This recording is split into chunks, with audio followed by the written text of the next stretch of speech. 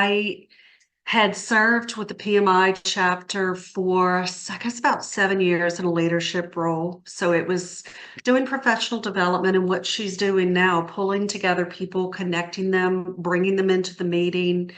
And over the years, I started doing my own speaking and creativity as well. So before we really hop into this, I just kind of wanted to set the stage and let y'all know that this is going to be a very creative session. And I'm going to try, if we've got the time, to encourage interaction as well and maybe ask y'all some questions throughout. I'll have Andrea help me with the chat because I can't see it and talk. I'm not that great at multitasking. But I'll stop at different points and just ask questions. So if any of you want to put something in the chat or come on camera and just ask questions, that would be wonderful. So, all right, a little bit about what to expect from this presentation. It's kind of a hybrid blend. We know Agile, we've got Waterfall, so this is a bit of maybe Wagile along with just some PMI philosophies in there. So I'm going to try and blend storytelling and specifically the hero's journey with some of the project management processes and knowledge areas.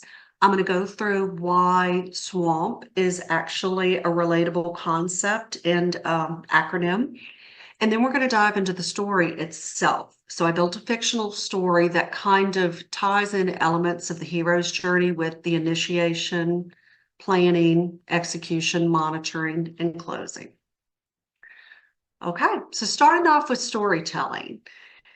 This presentation came about, the idea actually came last June. I was asked by the San Francisco chapter just on LinkedIn if I would give a presentation doing storytelling and product management.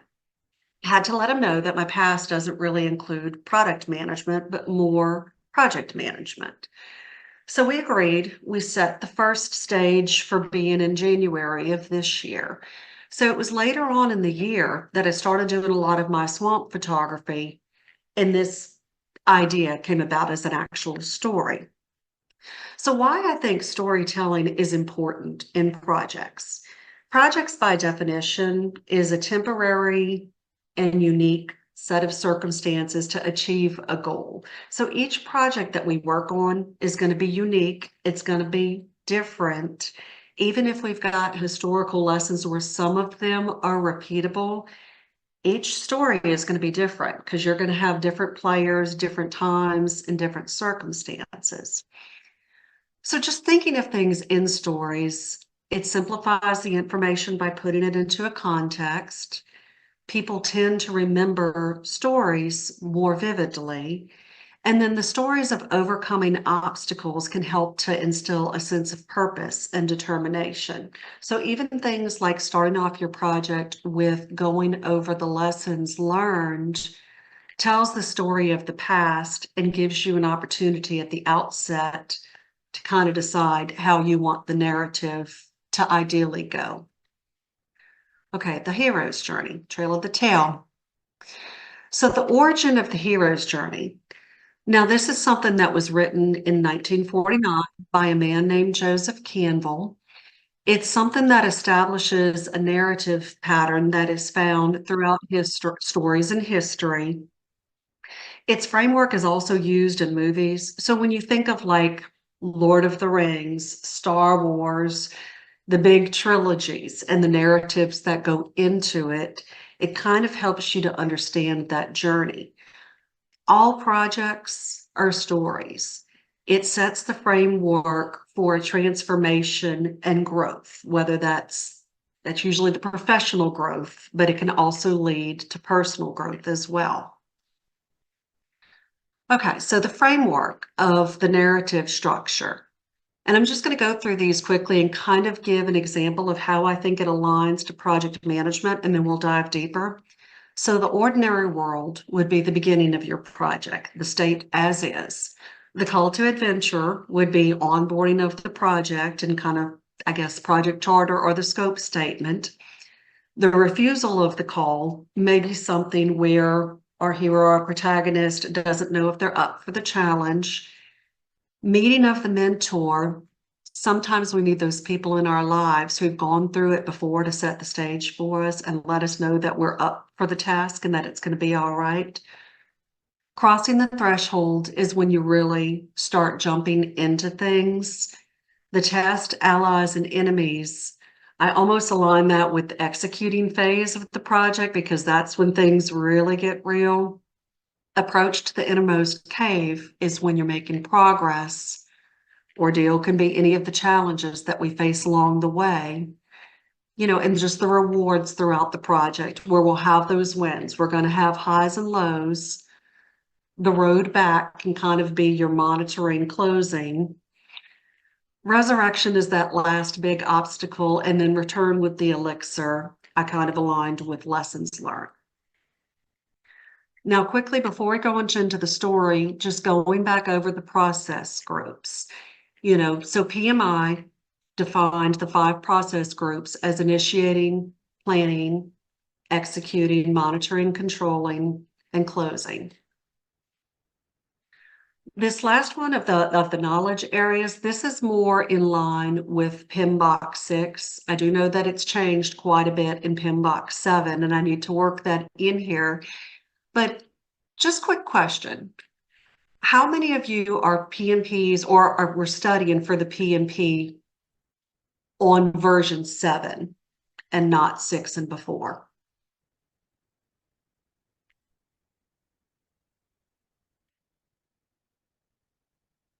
Okay, I got a thumbs up from Kenny. Let me see, look at all right. Okay, so just quick refresher on the 10 knowledge areas. We've got integration management, scope, schedule, cost, quality, resource, communications, risk, procurement, and stakeholder management. So when I go into the story, you'll see a little bit of each of these elements woven in. Okay, so swamped. So when I was thinking of it, I was like, all right, how can I align this with my passion project of photography in the Louisiana swamps? And why does the word swamped make sense? And I think about how much it actually comes up conversationally when people tell me, I'm going to have to get back with you. I am completely swamped. I can't do that. I'm swamped for the next couple of weeks. So it can mean a lot of different things. We're overwhelmed with work, we're burdened down, overtaken by incidents, or we're just immersed. And so these images here, this is actually, and Andrea sees this on my photography page, this is, AI does a pretty good job of illustrating what it looks like. Okay, so diving into the story, we've got our project initiation, which I have this love-hate thing with acronyms. I've worked in a lot of different industries, and every industry that I go into, they've got their own specific terminology and acronyms. So this is my inside joke. So when you're starting a project, you're usually starting because there's a management problem or something of that nature. So just a bit of setting the stage for the story. This is a fictional scenario, and it's based on imagination and AI. Our main character is going to be a female project manager, and her character is going to look different throughout. The things will change from the office to the swamp. And then I took a lot of creative liberties with integrating the hero's journey and project management. Actually, let's go back just one more. One thing to mention too, the specific generator that I was using for this is a paid version of ChatGPT. I'm using DALL-E 3 and just different prompts to try and come up with these images. So y'all may see some inconsistencies in there because AI blending the ChatGPT with the image generator, spelling hasn't always caught up with that. So, okay, the ordinary world. So this fictional scene, and just recall that this was done several months ago. Since this time, they've had the news of the Baltimore Bridge that was hit, which definitely puts a different spin on my fictional story. But we all know truth is stranger than fiction. So to illustrate, this is an actual photo of what we call the Atchafalaya Basin Bridge in Louisiana. This bridge was built in the 60s and the 70s, and it's a direct route between Baton Rouge and Lafayette. So like Andrea said, I had served with the Baton Rouge chapter for years, but I actually live in Lafayette, which is at least an hour away. I'm more in the rural part, so it's about an hour and 40 minutes. So there's this big drive in between, and it's responsible for a lot of commerce. So it's 18 miles long. It's very rich in wildlife and natural beauty, but it's got its challenges. It's known for accidents because there's not much shoulder space, and we do deal with a lot of dense fog and limited shoulder space. So like I said, the rest of this is a fictionalized story, so hopefully these events will not occur, but for setting the stage, I wanted to do this. So an unexpected event. Many projects that we wind up working on exist due to an unexpected need that arises. My history that aligns the most closely with this, and probably a potential driver for this specific set, was I was on what was called the Road Home Project for 8 years. This was a project that arose in 2006 after Louisiana was impacted by Hurricane Katrina. And the entire scope, and this was before we really were talking about Agile a whole lot, because I think the Agile Manifesto was I think it was 2001. So this was like 2006, and it was before I identified as a project manager, but we had to adapt on the fly. We had to write all the standard operating procedures, all the applications, deal with all of the applicants, and really just literally figure out things as we went. Again, project was surely because of a disaster. So in this instance, state governments typically issue a request for proposal for large-scale complex projects. All right, our call to adventure. So in this instance, our heroine is presented with a challenge that's going to place her on the path of transformation and change. The RFP has been issued to rebuild a collapsed bridge caused by a multi-car pileup that was in dense fog. And this is a multi-million-dollar contract, and there's going to be many different companies that are bidding on this project. Her skills are desperately needed to help gather the information to quickly submit a proposal. Coping with scope. So I left this kind of intentionally large because, like I said, all projects are different. Some of them are very manageable with the information, and then some of them are absolutely overwhelming at the offset. And we're tasked to be the hero or heroine of our own journey and figure out how to pull everything together really quickly. So in this particular instance, since the scope is dealing with infrastructure, it could be different things like bridge's size, design, materials, the environmental regulations, the soil composition. This bridge is going over the wetlands. How do you account for that? You've got to think of the different local and state federal compliance, the materials, the timeline, the construction. It's just, there's a lot on our plates as project managers. And a lot of this too is just to make people think outside of the box. So refusal of the call. So in this instance, this can be caused by many things. Again, we're aligning it with the hero's journey, so this doesn't always happen. It's just an illustration. But many times we are tasked with challenges or projects, and we may initially resist that, or we may be dealing with somebody else that we have to coach through their resistance and get them on board. The refusal of the call can be caused by several different factors, whether it's the length of the project. So let's say, for instance, they say this project's going to take 8 months, and we're seasoned project managers, and we realize there's no way that we will get this done in 8 months. This is actually going to take 2 years, so maybe we don't want to take that on. Or maybe it's the role and responsibility, or it could even be the size of the team.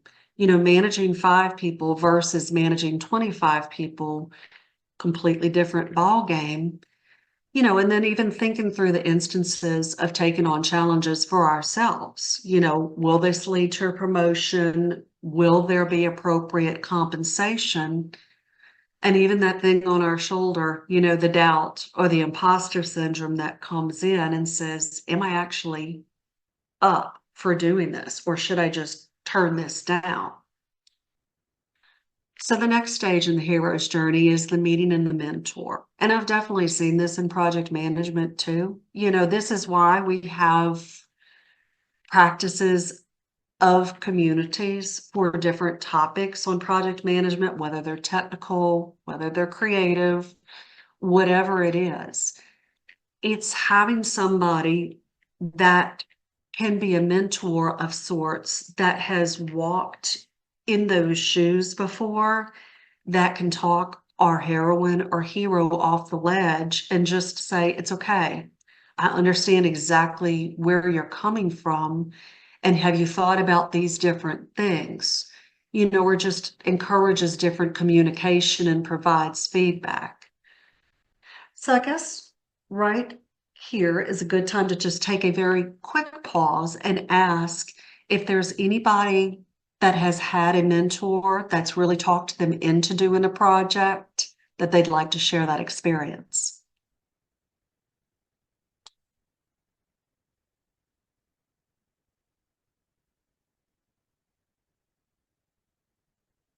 Okay, I'm hearing none. I'll continue.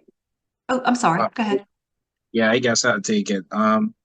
The Toastmasters, they would have had a international conference in the Bahamas last year, August.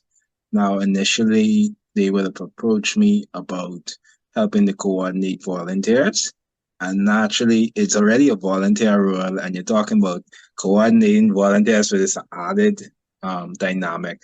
So Correct. naturally, I wasn't so much for it. However, um, a mentor of mine's kind of gripped me and sit me down and talk, saying basically in this instance, it was beyond just the actual project. It was actually about just doing something for your country because we were kind of representing our country in that Right. instance. So just bringing a whole different light to what we were actually doing and bringing it greater importance. That is a wonderful example too, because I know that I'm presenting this kind of from, I've got the setting and the scene more as like an office and what you would be doing for a paid role, but that is a very valuable add because volunteering is something that, and I know Andrea has had it, I've had it as a volunteer chapter leader before. It's very hard to convince other people to do that, to be their mentor. But a lot of times too, it is articulating the value of how many opportunities giving that service actually offers. You're helping other people, you're making a great impact, but it can honestly have a wonderful impact on your career later too. So thank you, Kenny, for bringing that up. Thank you. Okay, so in this instance, just assuming that there's an RFP, they've got the winning proposal. And this is just the plug, honestly, to always, any opportunity that you get, whether in a paid project, whether in a volunteer project, always, always celebrate your team's wins. Always make it about other people too, and help them be involved and help them be a part of the overarching story. And you'll get a lot more engagement, and then the things will unfold in a better manner if you do that too. So now it's time to flip the script and embark on planning. So planning, and this is set worthy and achievable milestone projects. All right, so at this point, our heroine has crossed the threshold. She's gotten over her imposter syndrome, her fears, and all of the doubts that she had about being the lead for this project. She's committed herself to it, and she's ready to level up, and she knows that no matter how this experience turns out with rebuilding this bridge, it's going to be an opportunity to really sharpen her skill set and learn some new things. Okay, so now they start plotting the plan. So again, if this is assuming that there was an RFP, there's a lot of information gathering that goes on before a contractor actually gets onboarded. But planning lays the foundation for a successful project. And I have seen this too often in my career that so many people want to immediately jump into the execution and then they start wondering what happened and where things went wrong. You don't need to always be super meeting heavy all the time, but you do need to revisit things, refine them, rebaseline them, make sure things are still working. And this going back over your scope, resource, procurement, cost, communication, and how you're going to manage the quality are all going to be inputs to a comprehensive project management plan.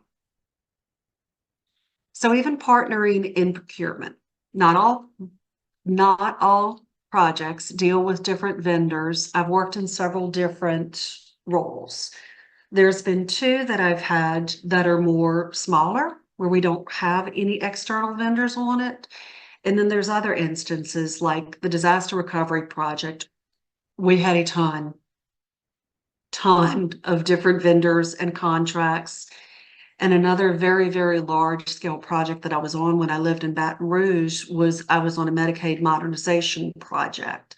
So it was like I started when we had a team of 70, and over 2 years, it grew to like 700.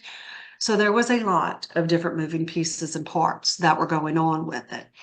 But the big thing just to know in procurement and dealing with other vendors, positivity and team player.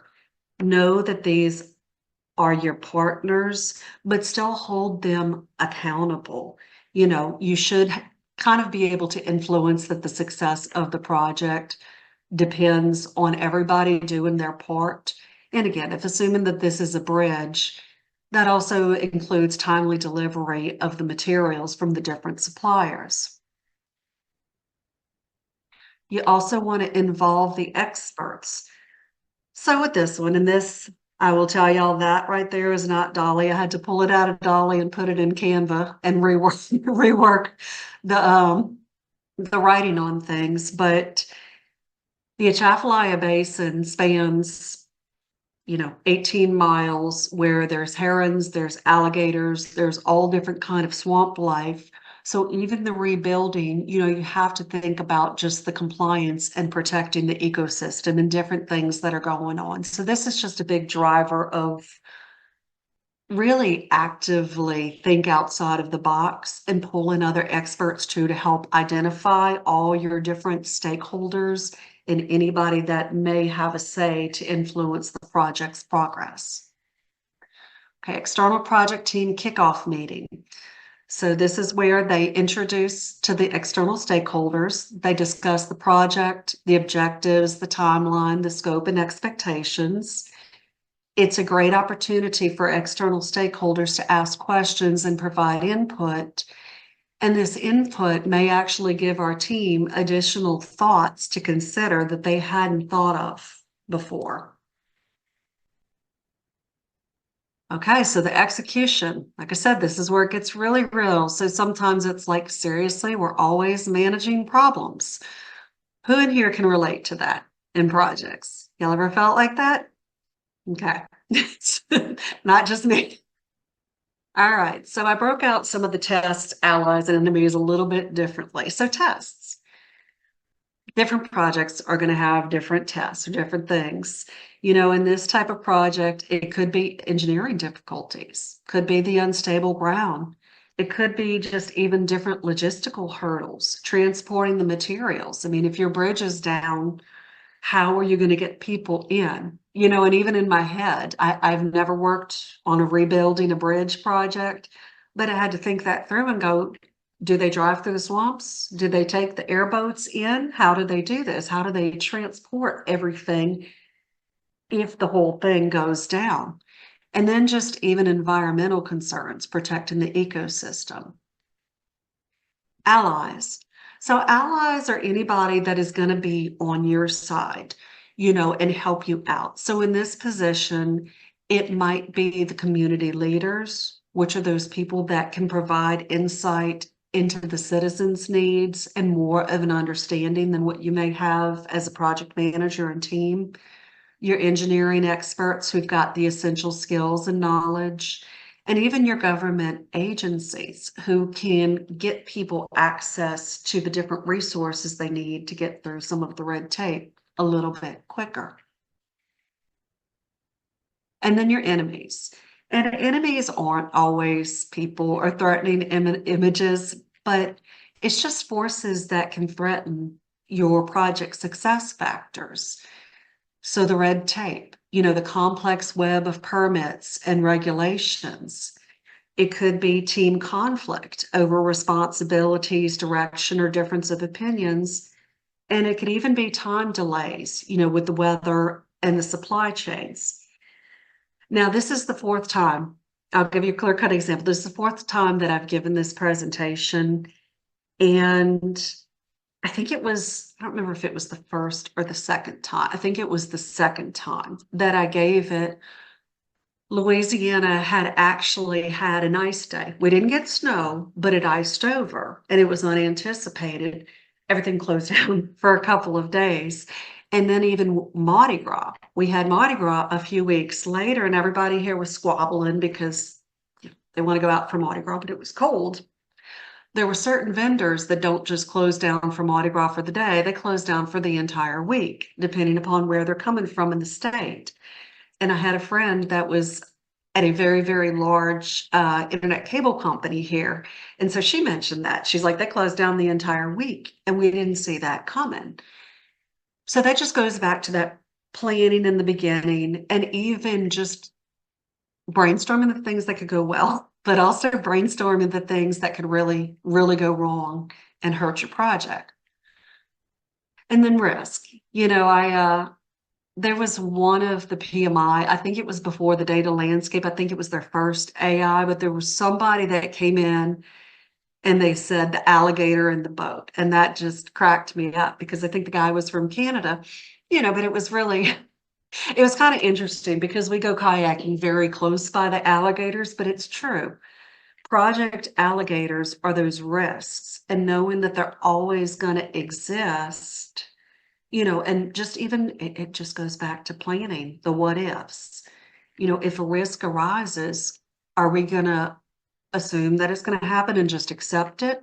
Are we going to avoid it altogether and just not go on the journey at all?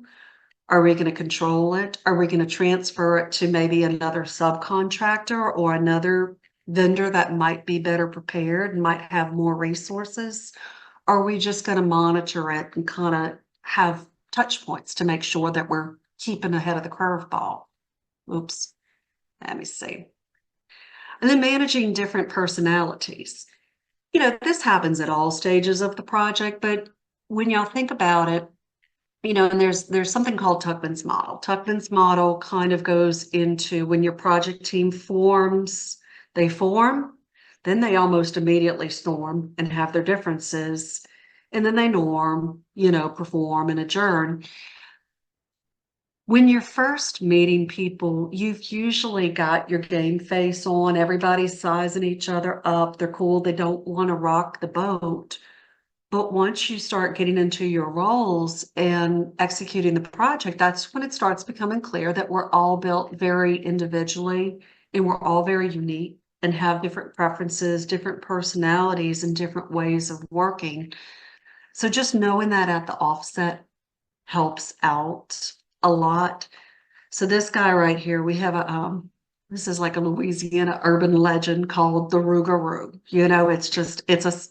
It's a swamp monster that when we were growing up, like literally when we were growing up, people told us to beware the Rougarou, and if we lied, the Rougarou would come get us. So it's just a ridiculous Louisiana thing that's meant to make us mind. But to me, it was perfect for the difficult personalities and just as project managers doing what we can do, whether it's practicing mindfulness, going on a nature walk, talking to a friend, having a good community of practice, and knowing that you're not alone in your challenges and figuring out ways to diffuse those hairy situations.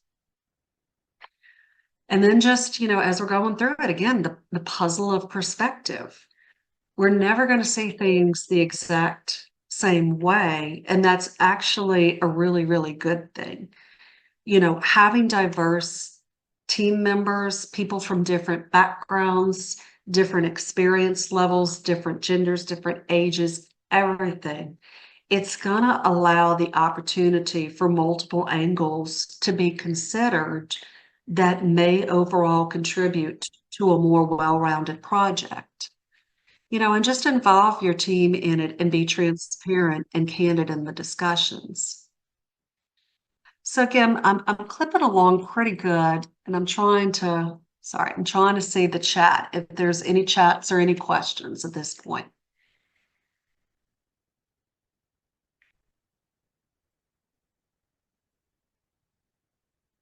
And Andrea, question to you. I think I've got about 17 minutes. Is that correct? Yes, but you can go longer. Okay. Okay. I just want to make sure I stay on track. All right. And so then just knowing that change is the only constant. So not only construction projects, but all kinds of projects are always prone to change. But in construction, just due to the complexity and the evolving needs and just even being outdoor too, just knowing that sometimes, and I know a lot of times in my past, I've worked very hard not to have any change orders. And if there is a change order, sometimes we perceive this as, oh, I didn't control things. This is a bad thing that there's a change order. Not necessarily. You know, and even in Agile, and I know there's different rules with agility on what you can work in on technical projects too, and how to kind of counterbalance the backlog and different things of that nature. You know, but sometimes change orders can be a sign of flexibility that allow for adjustments to be made as new information becomes available. You know, and something like this, maybe somebody comes up with a better technology for the roads that's sturdier, that whatever it's paved with can last that many more years, but it may cost a little bit more. It's just, if there's any changes, the biggest thing is as project managers to know is to assess the impact on the time, the scope, the cost, and be very transparent with your stakeholders, what that is, and also to document. And again, I know that there's that blend between the waterfall and the agile, and agile is not as document heavy. I still may have some problems breaking away from documentation completely, because I do think that it's still very, very important to have that record sometimes as a reminder, but it's just the balance of how much. Okay, now we're to the monitoring and controlling, patching puzzle pieces. So, well, Tanya, before you get onto the new section, I just want to make a quick point. For those of you who are joining us and you live in the Bahamas, I worked on the project to build the Fusion movie theater. And that project went over by so many years because they just had an abundance of change orders. I felt like my whole project team, our job was just to track the change orders that project had. And we had to actually compile a whole report for the owners of that building to let them see that the changes they were making was carrying the cost of the project up so much. And some of the changes that they wanted were so minor that it wasn't making sense. And the cost, the project overrun by so many millions of dollars, I won't say, but it exceeded what it originally was supposed to have been built for, just from the abundance of change orders that, in my professional opinion, I didn't think all of them had to been approved, but that's what the owners wanted. And they wasn't paying attention to the cost because they just was like, change it, change it, change it. But we had to show them that this is going to cost you so much money. And then they kind of slowed down once we were more transparent with them about the cost. And then they realized that, hey, we don't have it in our budget to be doing all this extra work. So the change orders kind of fizzled out after a while, but it did cost the project to exceed its budget.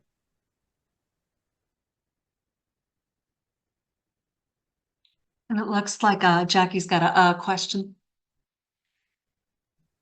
I just had a question as it relates to the change order and as a project manager. At what point do you go to the owners, like your team did? I mean, at what point did y'all decide, okay, enough is enough? And how do you approach the owners in sharing this information, especially if they're not cognizant of the fact of the cost, they just want it done? Is that a follow-up question for me or that's for Tanya? Either one of you, both of you, if you want to just give us a little input, either one of you. Thank you. I think, like she said, just approaching people and being very, very transparent with it, being transparent with the cost. I mean, even one of the last, it was a technical project that I worked on. And we'd go into testing and it was like, sometimes it was way late, it was like we got very, very far in the design. And like 5 milestones later, they were like, we don't like the ellipsis button right there. It was just a lot of different things. And so it's just kind of talking them through it and making them understand that the time is money, that it is trade-offs. And I know in Agile especially, it's like, okay, we have the must-haves, and even aligning that, like, okay, we have to have this.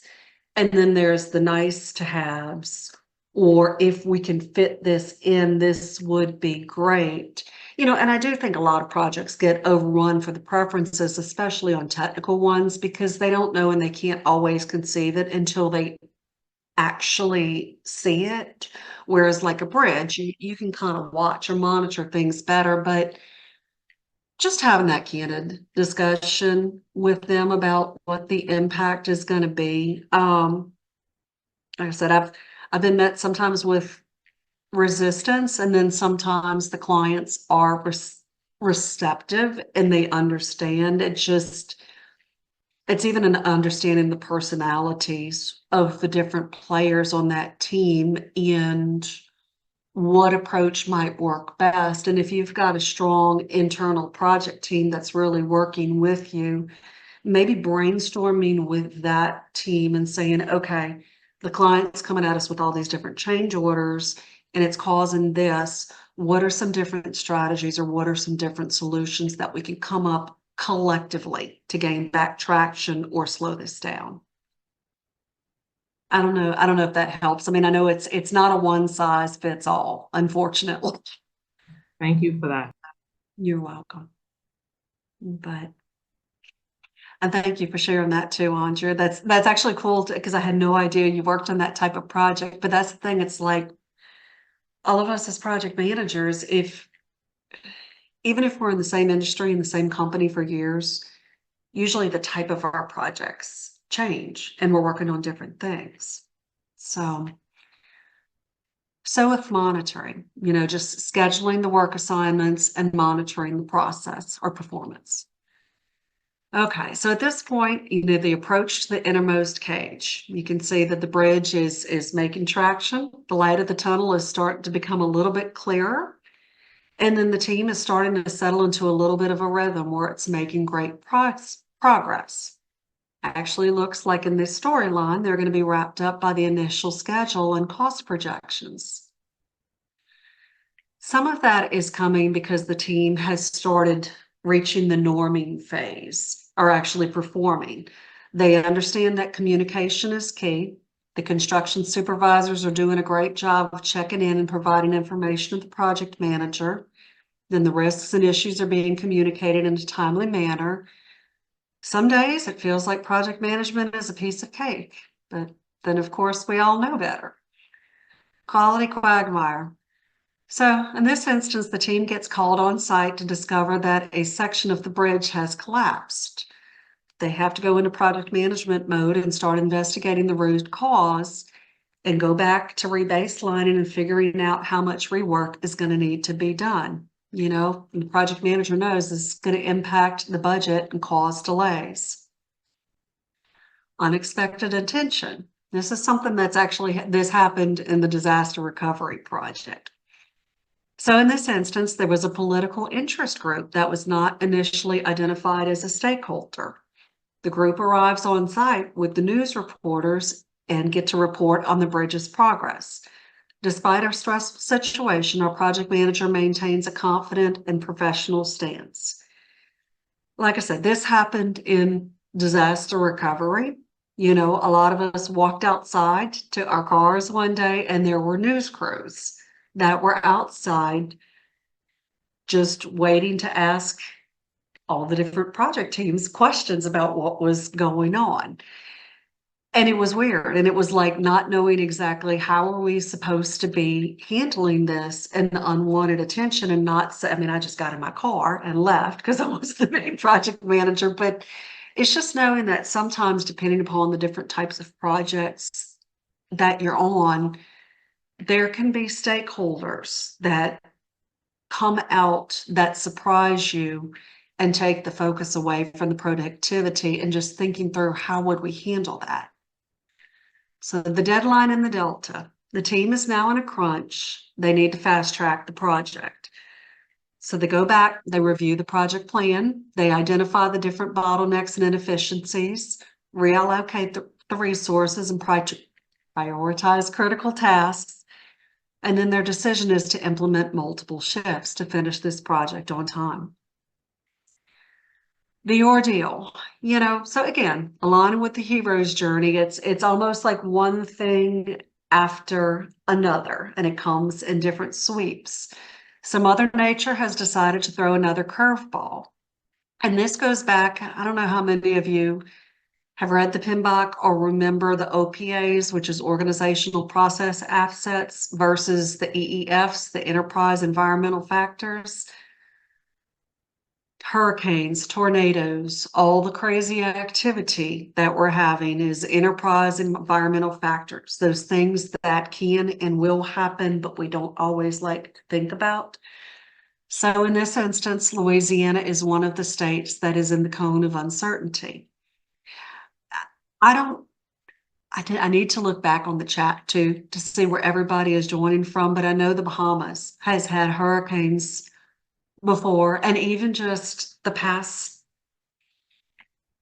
tornadoes in the United States, like this past month, have been kind of crazy. You know, we had a couple in Lafayette, Louisiana, which is completely out of the norm a couple of weeks ago. You know, so thinking, okay, not just your construction projects, but those of us that work from home and depend upon the internet and different things of that nature. You know, I had to tell Andrea before everybody got on the call. I mean, we didn't lose power the other day, but we were out of internet for about 8 hours. And then last night it went off for about another 3 hours. And so I was like today going, please just stay intact and hold up so I don't have to go somewhere else in a coffee shop and deal with all the distractions and try and give this. So commitment pays off in this instance, because since this is a story, I'm going to drive towards giving this a happy ending. The hurricane went another direction and Louisiana only experienced a few clouds. The threat of a potential hurricane lit a fire of urgency under our project team, and they worked around the clock to get the final elements of rebuilding done. And the reward, which also known as seizing the sword. The team celebrates their success by enjoying a glorious swamp sunset. The rebuilding of the bridge marks a pivotal moment of renewal after a period of chaos. You know, and the team has faced many trials that have led to transformation and growth.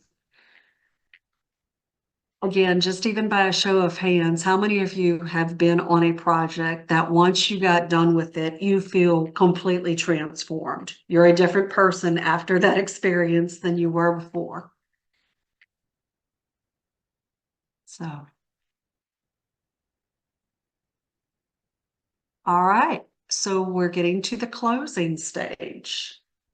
So we actually made progress. So at this point, the road back, the heroine must return to the ordinary world after achieving the goal. The ending phase of the project where the team begins to wrap up their work, and then they reflect on their experience, knowledge, and the results and lessons learned. the resurrection. In this instance, the state has sent the experts to validate that the bridge is safe for public transportation. The milestone tasks are approved and the team has received approval for the final payment, and the heroine and her team are congratulated on a job well done. Return with the elixir, the ever famous lessons learned. So the project manager and the team have documented the lessons learned. She shares the story of trials and triumph with the company's interns and executives. And then she tries to encourage everybody to undertake challenges that'll contribute to personal and professional growth. So, and that concludes our story. So this is a little bit about me and a little bit about the photography journey, which is, in addition to project management, that's part of it. So my motto on things is don't be afraid to go on the journey. You know, just whatever you can do to get past your fear of, I'm going to look silly, people are going to laugh at me, I'm going to stumble over my thought processes and make a fool of yourself. Probably. It happens to all of us, but you know what? It's okay. It builds character in the process, and you wind up learning so much about yourself and others, you know, and so just embrace the unknown and learn from it. And just, you're the architect of your own adventure.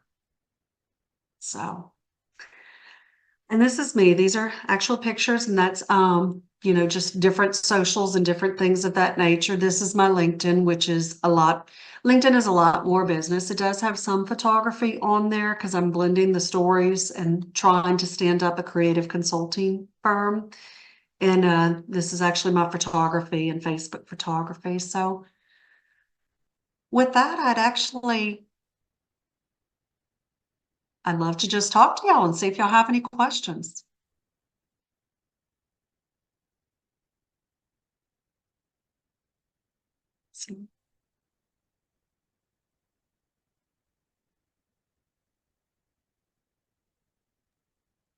James looks like he has a question, but he's afraid to ask it. Don't be afraid.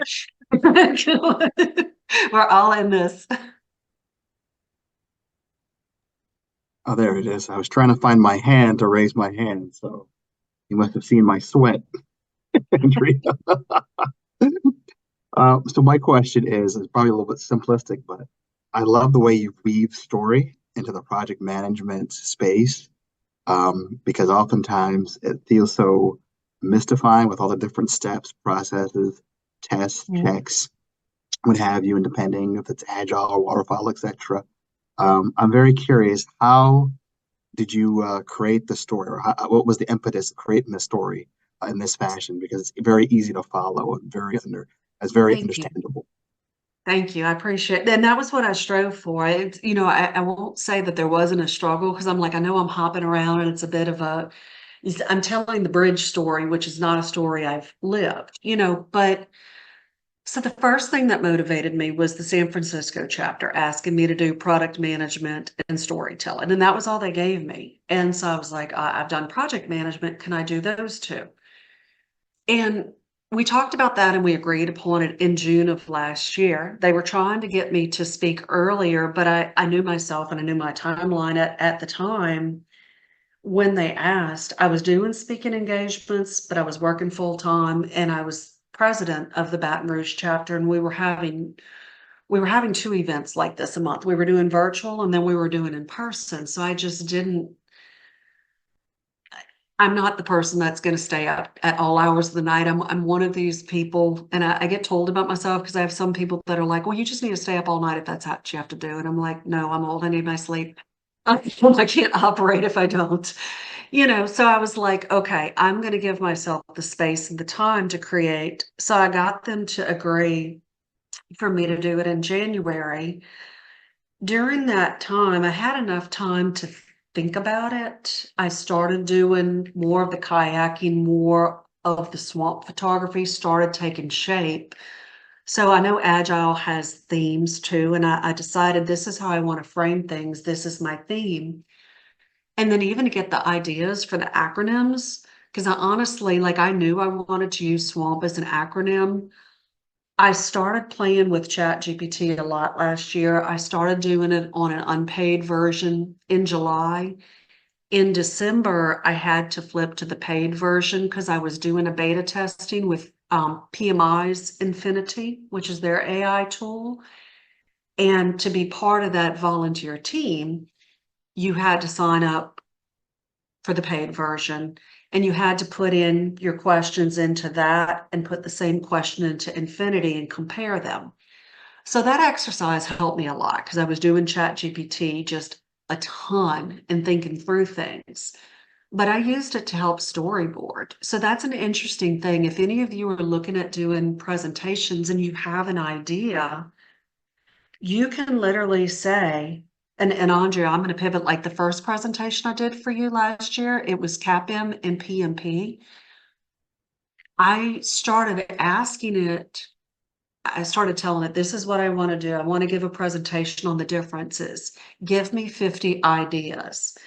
And then I would say, break it out. And then I would say, can you give me potential topics or titles for the slides? And it was almost like I was just querying it and playing with it. And I probably asked it several times to give me swamp acronyms, and I just fashioned it to what I liked. And then the next thing was the images. So images is Dolly.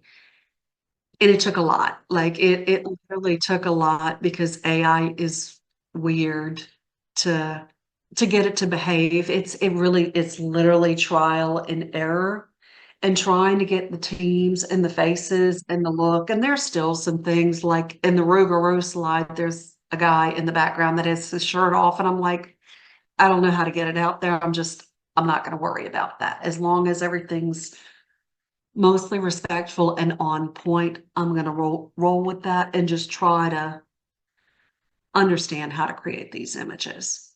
So it's just a lot of work and thinking about the story and what I liked. But when you're describing things to people, telling your experience in metaphors or analogies or ways that people can conceive, I think is good. So I don't know if that answered the question.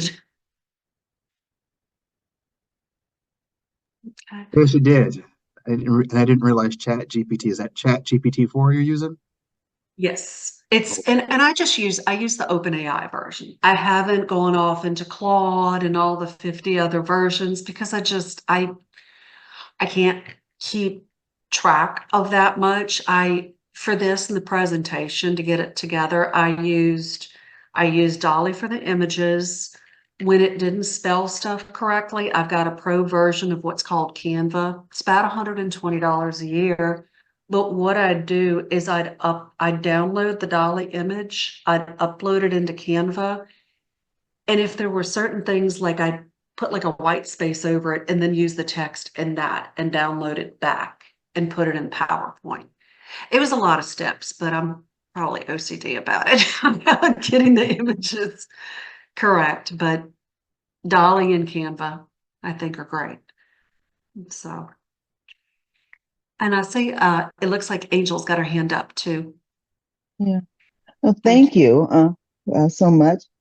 This presentation, Tanya, the hero story journey is one of my favorite stories that whole thing. And I love how you tied it into project management, which is just so creative.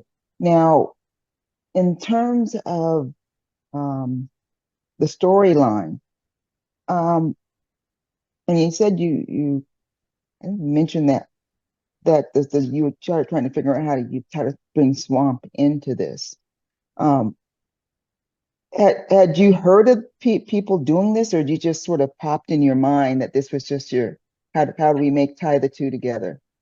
This was completely something I made up in my mind, and I have always, I don't know how to describe it, but it was like I've always run on a little bit of a different creative level where a lot of times I'm trying to do something that is unique and different and very specific, to me, I guess. It's just something because even with PMI, like we wind up going in and out of so many different meetings And a lot of them are really, really interesting. But when you're like in my PMI, we had over 50 meetings, and that was just for my chapter that was in 2 years, and that was organizing like 50 different meetings. And then you've got all the global and you've got everybody else you're supporting. So sometimes it was just that want of, even when I'm watching a movie, sometimes I'm in the mood where I want to see something familiar. I want to rewatch something that I really love. And other times I'm like, I want to say something completely different. And I just remembered for years when I was studying project management, because I got my PMP in 2014. So I was learning off of Simply Learn, and the content was so dry. It was so dry, and it was so tough to learn because it was so dry. And we've come such a long way they've got really great instructors on Udemy. They've got other virtual instructors that are really fascinating to learn from. And so for me, it was like I was remembering my favorite teachers, through college and even high school. Like I remembered the teachers that put me to sleep. And then I remembered that the ones that told stories, it was what I always remembered, So it was like, how do you teach things? I mean, I know it's not clear-cut project management, but I was like, if I fuse in different elements that project managers will understand these processes and some of these components are going to be familiar, then they can take that away, but where I live, so I'm about 30 minutes away from the swamp, but it's literally like a weekend activity when it's not too hot and it's pretty. We'll go out kayaking, and it's right now photography is Samsung Galaxy 22 Ultra till I get an upgraded camera, but the upgraded camera is heavier, risks in the water with the swamp. And then there's the learning curve because you're having to squint to go through it when the phone is easier. But all of it is just, it's learning. And, just being out there, like, I've had people go, do you want to do people photography? I'm like, not always. I was like, I want to be out in the wilderness and get the pictures of the alligators and the blue herons and the egrets and what's called a roseate spoonbill. That just kind of, the sunsets bring me down, and just being in nature, I think that's a great thing for project managers, just to get away from the computer sometimes and go outdoors and just go, this is what it's about. Yeah, I totally agree. I'm in Arizona and I'm an outdoors person, so I'm always in the desert and the mountains, Right. looking at taking pictures and of the flowers and animals that are out there. So this was just so it's just sort of, when I saw it, I said, hey, this is just a nice story.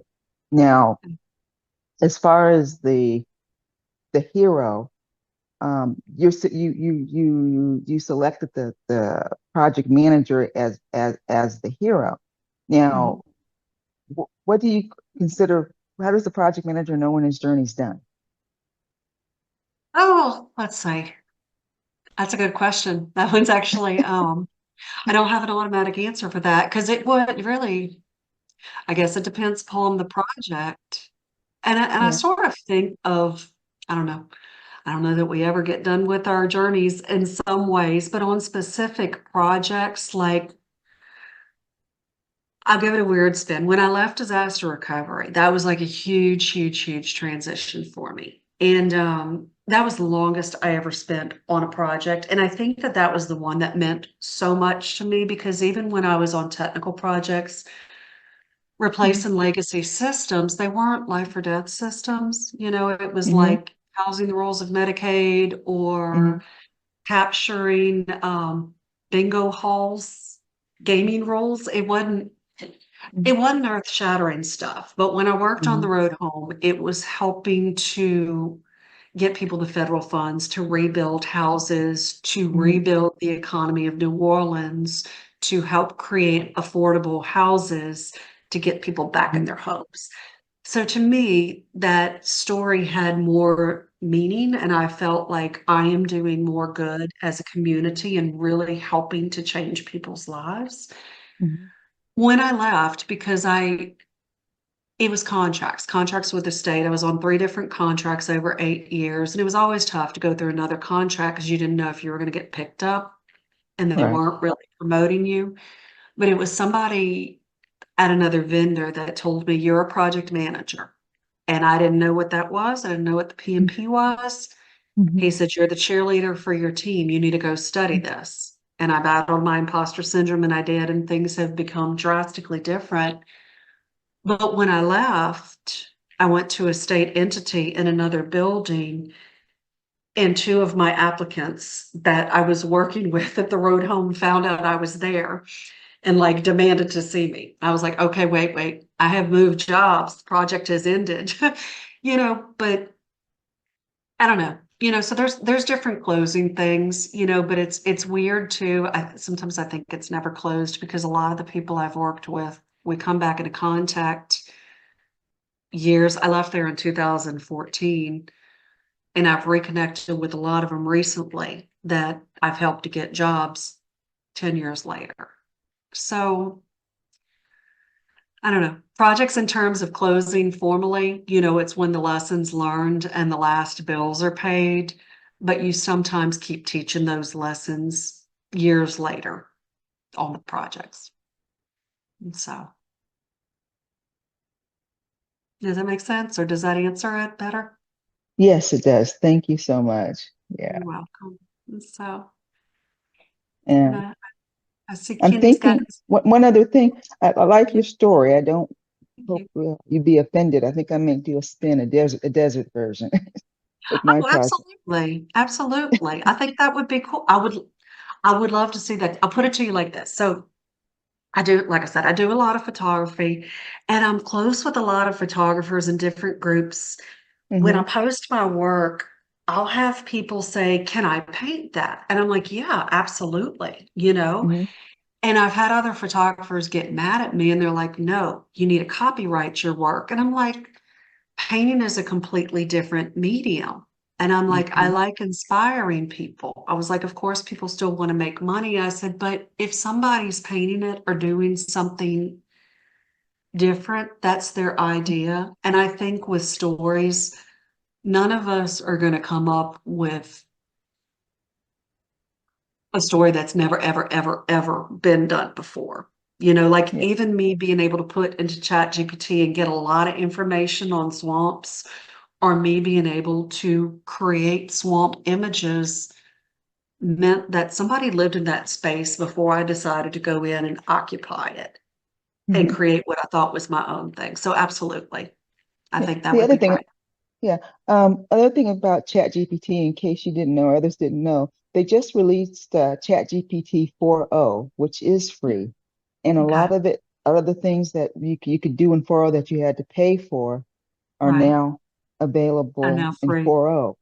And Okay, you get some of the DALL-E, some of the drawings that you can right.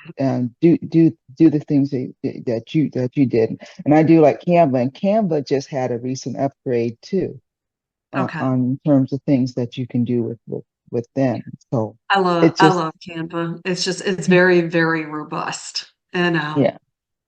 so yeah, So you want to play with it. Well, thank you so much for your you're time. welcome. You're welcome. Okay. Well, we're going to entertain more questions, but can we just take a quick photo first because persons are leaving, and I'm going to take it that whoever Kenny, put your hand on for a second. So okay. So are we ready?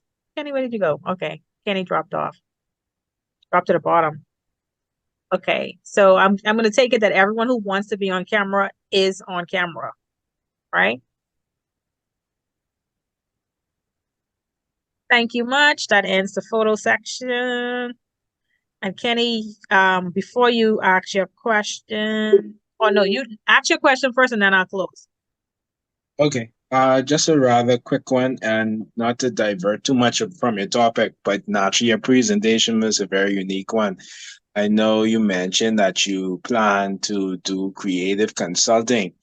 I Yeah. wanted to know how do you feel AI will be impacting that area, and how will your consultancy kind of navigate that, or what exactly how you tend to approach that, because naturally, even beyond it's another AI program named Sora, I believe. Basically, you prompt and it's producing images, videos, graphics, everything. So, like, Right. how is the creative to survive in this current environment? Okay, so I think that we have got to harness AI and we've got to embrace it because it's not going anywhere. And if we're completely scared of it, I don't think it's going to replace us, but I think that there's a middle ground of where we embrace it. I will tell you that a lot of times I've been so fascinated by AI that there's sometimes the temptation to go all in on it. And I'm like, okay, no, middle ground. There is a middle ground where, we use this, we harness the power for ideas, but then we think outside of the box and make things our own. So when I say that I'm wanting to start up a creative consulting, I am at the very beginning. I did secure a name last year, but I haven't done anything with it. I need to do the website. I was hoping to get to that this week. Didn't happen this week. Hopefully by next week, I will have paid the money to secure the name and gotten to that point, and then it'll just be, all right, how do I build things out? I think I know where I want the design to go, but even like the services, my overall vision, and I'm still trying to figure it out, honestly. But my overall vision is to find ways to do workshops to, in a more clear-cut way, influence or inspire people to think creatively, and even find ways to teach them different patterns or processes to think creatively, and even like brainwriting, brainstorming, different facilitation techniques, or whether it includes different project management processes that can be incorporated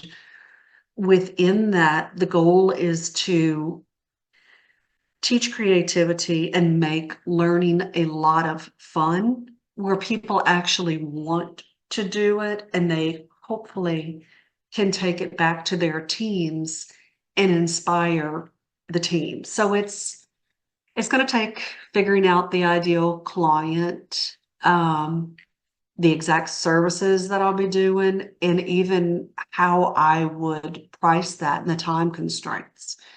So for me, it's like I do like doing different types of things. So it's like the time is important too, and making sure that I don't bite off more than I can chew, because I have done that before in trying to figure out the different services where I extend so much that I lose focus, that I can't concentrate on the 4 or 5 things that I'm great at. So it's figuring that part out.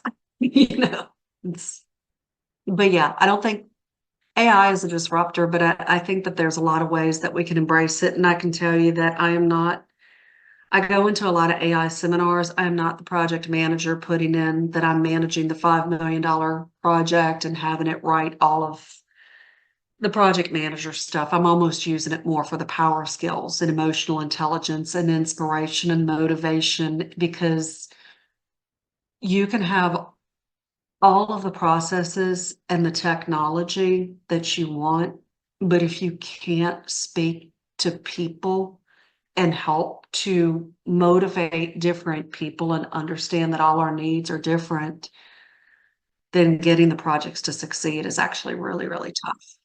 And so my other word for Tanya was going to be tangent. That could be a T to describe things. Well, Tanya, Yeah. you mentioned biting off more than you could chew. Sorry, Kenny. And I just want to say I am so impressed that you can go to the swamps in a canoe and be on that murky water with alligators, because I live in the Bahamas where we have beautiful clear waters, and I refuse to swim in the water if there's seaweed. So if you could go to a swamp with alligators, when I visit, that's not what I want to do. Just let me just Did put you that out did there. you see my post yesterday? Because it was actually National Alligator, like Florida created it, but it was actually National Alligator Day yesterday. So I was like, oh, let me put my AI alligator and let me put my two real alligators. And of course, when I first, like the first time I went out there and I saw, because you don't, and they could still behave differently. There is the thing that they swim up to 20 miles an hour. But we've, at this point, I've seen over 100 alligators out there. And if you wind up getting they'll just usually jump off. They'll jump off the log the other direction and go float away from you. Now, again, if you're out there feeding food, or if it's a mother alligator that's mad, that could turn out different. And I think some of that bravado is just coming from the fact that Lake Martin is very populated and it hasn't happened, but none of us want to fall out the boat. That happened one time. My boyfriend fell out the boat one time because I got stuck on a cypress knee, and he came to kind of rear end my kayak, but when he put up his hand up against the tree, he flipped over, lost an iPhone, and got back in the kayak, but like 2 minutes later, the alligator floated up, and we were like, "Oh no, okay."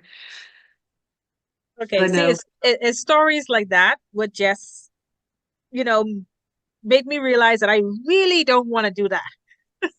Like, that's not gonna happen. if you come here, I can tell you, like, if you did come to visit, we'd put you on a swamp tour. It's in a much bigger boat with more people, but they do stop and see the alligators. But I tell you, the stars to me of the swamp is not even so much the alligators, it's the blue herons. I just have this thing for the blue herons and these roseate spoonbills, which are like, they look like flamingos, but their bills look like a spoon. They're really neat. But the thing that scares me in the swamp is the wasps. I will say that because they build their nest they build their nest behind moss. So if you're not paying attention, like, that to me is right. Wasps are meaner than alligators in my mind. They attack, like, I've been bitten so many times at my house, like walking outside the door, and I just have an angry one come and tag me out of nowhere. And I'm like, hey, wasps are psycho. So just, Okay, but well, before we leave, Kenny, you have one more job to do. You can thank our speaker, and this is our certificate, just giving you some appreciation for you joining us this evening. So, Kenny, are you still there? Still here. So yes, thank you, Miss Boyd, for telling us that wonderful story and also tying in into Agile.